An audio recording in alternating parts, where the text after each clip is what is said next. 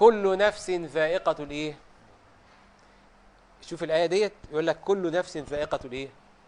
يبقى دي آية عامة، دي اسمها آية ايه؟ في آية خاصة يقول لك وما كان لنفس أن تموت إلا بإذن الله. دي آية ايه؟ خاصة للخواص. يعني ايه؟ يعني في ممكن واحد يموت نفسه في الدنيا، يموت نفسه ايه؟ هي دي بقى وما كان لنفس أن تموت إلا بإذن ايه؟ اللي يموت نفسه في الدنيا يبقى ما عندوش نفس، ما عندوش ايه؟ يجي الملك، الملك ده ما بيتعاملش مع الروح، لا يستطيع الملك أن يتعامل مع الروح، لأن الروح لا تتعامل إلا مع الله صاحب النفخة، ولا يتعامل مع الجسد لأن الجسد من الأرض، هو هيتعامل مع النفس. يجي عشان يقبض النفس ما يلاقيش نفس، فيقول لك الله ده مالوش نفس، يقول له ده ما خلاص ما ده موت نفسه، يبقى انت خلاص، يبقى ده هينتقل بدون موت، هينتقل بدون ايه؟ انما اللي ما موتش نفسه في الدنيا يجي بقى يجي الملك يلاقي نفس يدوقها الموت، تدوق الموت. وما كان لنفس وكل نفس ايه؟ دي بقى اللي هي كل نفس ذائقة الايه؟ تدوق الموت بس ما تموتش برضه. لو ما كانش موتها في الدنيا مش هتموت هناك، يدخل الجنة ومعاه نفس برضه، عاوز ياكل ويشرب وستات هي دي روح؟ واحد دخل الجنة عاوز ياكل ويشرب، دي روح؟ لا، دي نفس. عشان انت ما موتهاش في الدنيا هتبقى معاك واديك مبسوط ومستريح، مش كده ولا ايه؟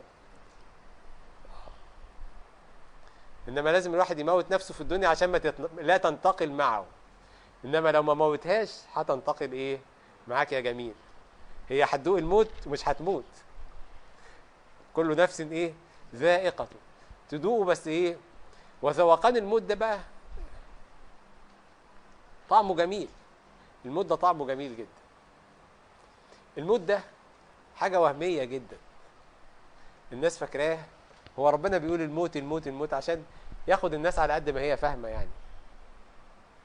انما الموت ده انت عارف، انت لما تبقى ماشي كده وتروح عربية ايه بعد الشر يعني ضرباك ويودوك المستشفى، انت بتبقى حاسس وشايف لحد ما العربية عندك كده، قبل ما العربية تلمسك انت بيغمى عليك، لان في مركز في المخ، يعني المركز ده لازم يفصل قبل ما الحكاية دي تحصل. يعني ايه؟ انت بتتخض، انت بتشوف عربية جاية عليك بسرعة بتتخض جامد، اللي بيحصل ان المركز ده بيفصل، ما بتحسش بضربة العربية. ولذلك في المستشفى تصحى كده من المستشفى تقول ايه ده انا فين؟ تقول لك انت اتضربت بالعربية، يقول لك عربية ايه؟ انا ما شفتش انا اخر حاجة فاكرها ان انا كنت ماشي في الشارع. ان ما حدش يفتكر ضربة العربية.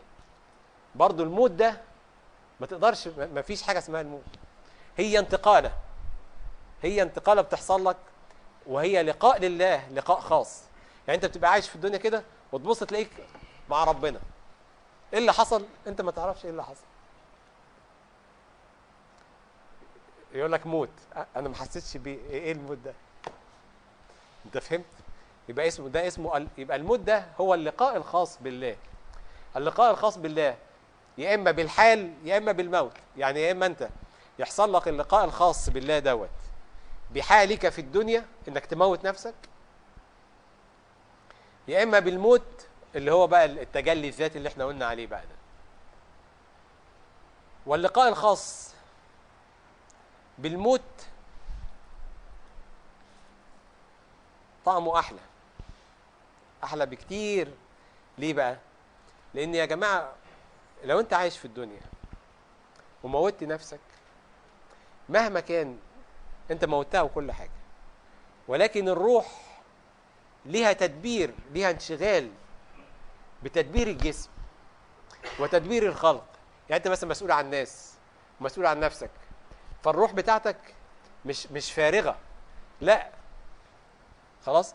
فانت دلوقتي لما تموت نفسك يبقى لك لذة بالله، ولكنها لذة غير كاملة. انما بقى لما النفس تموت كده بالموت بقى، الموت اللي هو الموت، خلاص روحك ما بقتش منشغله بحاجه الا بالله، اصبحت متفرغه تماما لله، سابت كل الدنيا، سابت كل الكلام دوت، فتبقى طعم ربنا هناك بقى احلى بكتير، هي بقى تفرغت للايه، للموضوع.